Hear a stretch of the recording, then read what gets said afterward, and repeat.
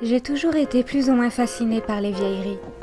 J'aime flâner le long des différents stands de brocante et observer toutes sortes d'objets anciens dont je ne connais même pas le nom.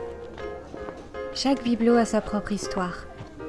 Là, par exemple, je me trouve face à une sorte de très vieille balance avec tous les poids. Elle a dû en traverser des époques. Je l'observe attentivement, fascinée. Elle est dans un état impeccable. C'est 15 €, mademoiselle. Oh, je compte pas acheter, merci. J'ai dit que j'étais fascinée, pas collectionneuse. J'aime juste contempler ces vieilleries. C'est pas pour autant que je voudrais les ramener chez moi. Seulement, ce même monsieur possédait un article assez étrange. Une boîte métallique, qui semblait elle aussi avoir bien vécu. Mais le plus incroyable, c'était ce qui était gravé dessus. J'en avais attrapé une sueur froide. Loafing Jack in the Box ? Où est-ce que vous avez eu ça ? Vous voulez parler de la boîte à musique ? Elle a toujours traîné dans mon grenier depuis que j'ai acheté la maison avec mon épouse. J'ai décidé de m'en séparer. Mon sang ne fait qu'un tour à ce moment-là, et je ne peux empêcher un sourire nerveux apparent. C'est impossible. Et pourquoi cela, mademoiselle ? Mon air devient brusquement sérieux. Parce que c'est une fiction. Vous n'avez jamais entendu parler de la creepypasta Loafing Jack in the Box ? L'homme me regarde avec des yeux ronds, décontenancés. Pardon ? Creepy quoi ? Évidemment. Le particulier en face de moi devait avoir une bonne 60aine d'années. Il ne devait certainement pas connaître cette catégorie d'histoire. Mes yeux bleus se perdent sur la fameuse boîte magnifiquement décorée, puis sur le vendeur. Il devait sûrement me piéger. Loafing Jack n'existe pas. Ce n'est qu'une histoire destinée à effrayer les grands. Je passe une de mes mains sur les reliefs ouvragés. Elle me paraît extrêmement lourde, cette boîte à musique. Vous avez déjà essayé de l'ouvrir ? Oui, mais sans succès, que ce soit en forçant le couvercle ou en faisant tourner la manivelle pour faire jouer la musique. Mais je ne tenais pas à l'abîmer, alors je n'ai pas insisté. Vraiment ? J'observe la boîte avec étonnement. C'est vraiment dingue. Impensable. Ce vieux doit certainement me jouer un mauvais tour. Il connaît cette histoire, c'est sûr. Combien vous la vendez ? L'homme serre les lèvres et secoue la tête de gauche à droite. C'est difficile à estimer.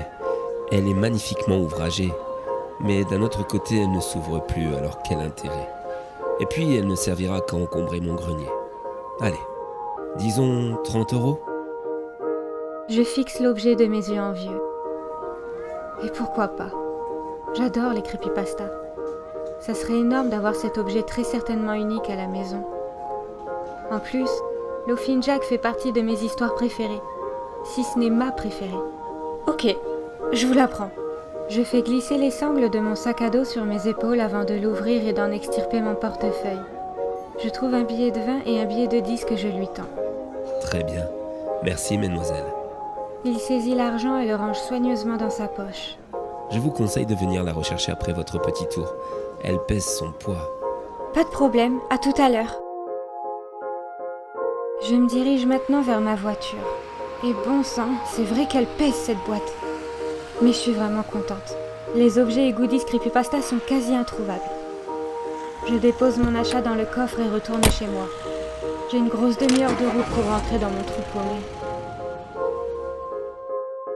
Une fois garée dans ma petite cour, je ferme le portail et me dirige vers l'arrière de ma voiture pour en sortir ma trouvaille. Mais je me fiche soudainement et tends l'oreille. J'entends quelque chose. Une sorte de mélodie étouffée. Mon sang ne fait qu'un tour. J'ai tout de suite imaginé que la box s'était mise en route toute seule. J'ouvre mon coffre avec hâte, mais rien. Plus de son. La boîte est toujours fermée et la manivelle n'a pas bougé d'un pouce non plus. Je souffle du nez. Qu'est-ce que je peux être bête ? C'est un peu comme quand on mate un film d'horreur. Le moindre bruit nous terrifie. Ben là, c'est pareil. Je saisis l'objet dans un grognement d'effort et le transporte dans ma chambre, à côté de ma petite bibliothèque. Ça fait bien longtemps que le soir est tombé. Je rentre dans ma chambre en chemise de nuit, le PC à la main. Je compte bien me mater quelques vidéos YouTube avant de dormir. Faut bien que je me trouve une occupation. Je suis loin de ma famille et de mes amis, travail oblige. Et je ne connais personne dans le coin. Alors je passe le temps comme je peux. Mes yeux se déposent sur la boîte de Loafing Jack. Je n'ai même pas encore essayé de l'ouvrir. Je m'assois en tailleur et la prends entre mes mains, tout en cherchant une éventuelle ouverture. Mais il n'y a pas 36 solutions. Le couvercle refusant obstinément de s'ouvrir, je saisis la manivelle et la tourne lentement, ce qui me surprit. Le vendeur ne m'avait-il pas dit qu'elle était bloquée ? Quoi qu'il en soit, le mécanisme avait très bien pu se débloquer dans la voiture suite à un choc, comme un passage sur un nid de poule par exemple. Ce qui pourrait expliquer que j'avais bien entendu une mélodie en sortant de mon véhicule. Je ne peux m'empêcher de sourire à pleines dents lorsque la musique se déclenche. Il s'agit bien évidemment de Pop Goes the Weasel. Mais les notes sautent parfois, rendant la mélodie bien plus sinistre. Il faut dire aussi que la box date. Cependant, elle reste indéfiniment fermée. Je fais la moue, déçue. J'aimerais tellement savoir ce qu'il y a dedans. Mais bon, il vaut mieux pas insister. Après tout, je ne voudrais pas l'abîmer.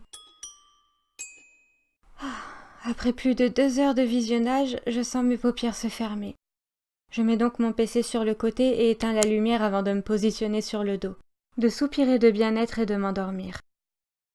Mais quelque chose me réveille au beau milieu de la nuit. Et vous savez quoi ? Pop Goes the Weasel.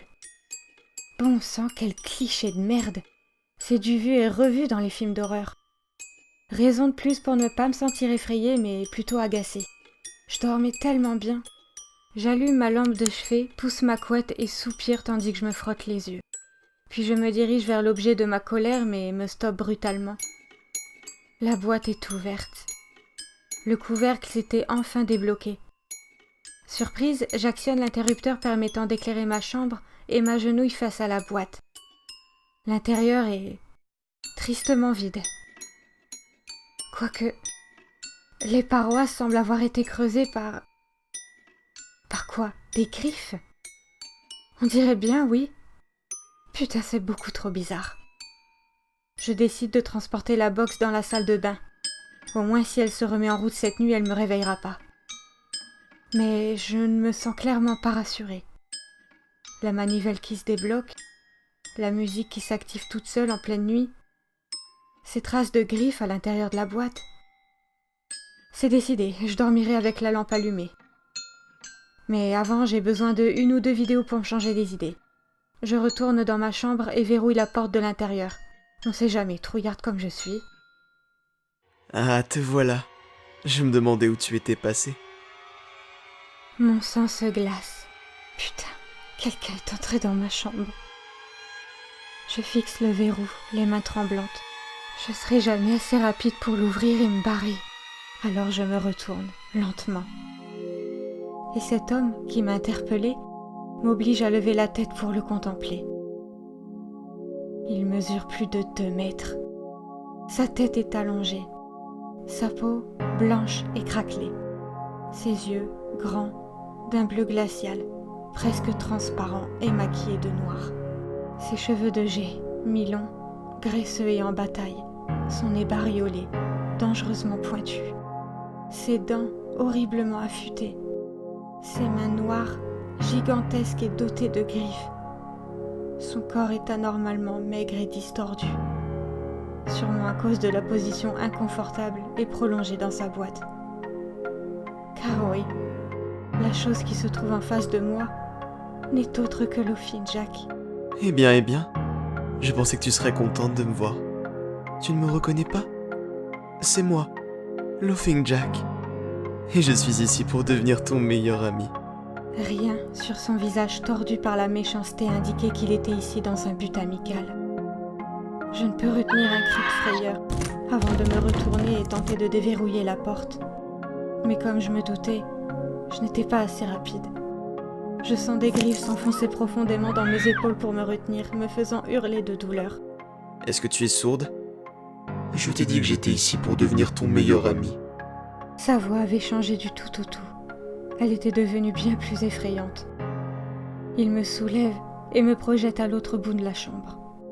Je me cogne contre la fenêtre qui explose sous l'impact. Dos sur le sol, je ne peux m'empêcher de gémir et de porter mes doigts tremblants sur mes plaies. Mes épaules avaient été profondément entaillées par ces griffes. Visiblement, tu ne sembles pas prête à coopérer, ma jeune amie. Quel dommage. Il ponctue la fin de sa phrase par un sourire mauvais. Il tend ses longs bras et plante une nouvelle fois les aiguilles lui servant d'ongles dans mes cuisses cette fois, allant jusqu'à traverser les muscles. Il tire d'un coup sec, afin de me rapprocher, tachant mon parquet d'un liquide pourpre et tiède. Moi, je ne peux m'empêcher de pleurnicher de douleur, mais aussi de peur. C'est impossible. Si tu savais depuis combien de temps je n'avais plus senti l'odeur du sang. Mes pleurs s'intensifient. La douleur est intenable et je cherche à me débattre du mieux que je peux. La ferme. Tu fais trop de bruit. Il saisit fermement ma mâchoire avant d'enfoncer ses longs doigts fins et griffus dans ma bouche afin de saisir ma langue. Devinant ce qu'il compte en faire, je commence à agiter le haut de mon corps, le bas étant totalement paralysé par la déchirure et la douleur. Mais Laughing Jack n'a que peu de patience. Sans attendre, il saisit mon poignet et plante ses dents jusqu'à mon tendon, avant de resserrer sa mâchoire avec force, provoquant un bruit répugnant et m'obligeant une nouvelle fois à crier. Il en profite alors pour saisir une nouvelle fois ma langue avec l'aide de ses doigts et la tire avec force, me procurant alors une douleur incommensurable. Il n'avait pas réussi à l'arracher, mais elle était assez déchirée pour m'empêcher de hurler à la mort.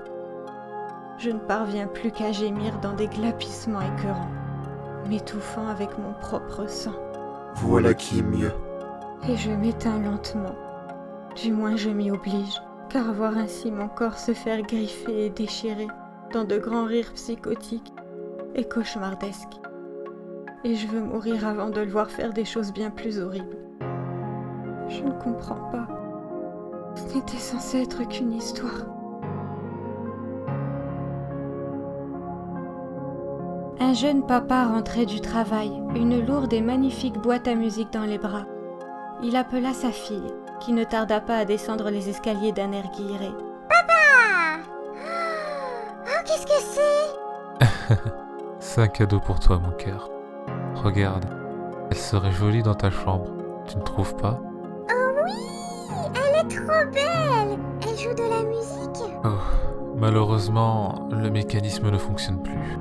Mais le monsieur qui me l'a vendu m'a fait un prix. Tu sais, l'antiquaire qui se trouve sur la place, qui vend de très vieux objets. Allez, viens avec moi, je vais te l'installer. Elle est vraiment lourde cette boîte à musique. » C'est avec entrain que la fillette amena son papa dans sa petite chambre et lui indiqua la place voulue pour son nouveau cadeau. Et voilà, Jack sera très bien ici. Jack? Oui, chérie, c'est le nom du personnage qui est censé se trouver dans la boîte. Regarde, c'est marqué là. Laughing Jack in the box. Oh, c'est dommage que je puisse pas voir à quoi il ressemble. Ce n'est pas grave. On demandera à maman de jeter un œil quand elle sera rentrée. Avec mes doigts indélicats, je risquerais de la casser plutôt qu'autre chose. Ah non, hein? Allez, je vais préparer à manger. Je viendrai te chercher quand ce sera prêt. Ok. Tandis que le jeune père quittait la pièce, la fillette s'agenouilla face à la boîte, un sourire béat sur les lèvres. Elle posa sa petite main sur la manivelle et commença à la faire tourner. Elle n'en croyait pas ses oreilles. Le mécanisme fonctionnait de nouveau. La tête de son père quand elle allait lui annoncer ça. Il en avait été effectivement agréablement surpris. Mais lorsque sa mère avait elle aussi souhaité jouer la musique, rien ne se produisit. La manivelle restait bloquée. Oh non, tu l'as recassé, maman. La jeune femme se pinça les lèvres, désolée. Pour se faire pardonner, elle coucha sa petite et lui raconta une belle histoire avant de s'endormir. Plus tard dans la nuit, la petite famille dormait paisiblement. La fillette serrait son petit ours dans ses bras fragiles et sa respiration était douce et rythmée. Oui, la maison était plongée dans la sérénité la plus totale. Tout était calme, silencieux.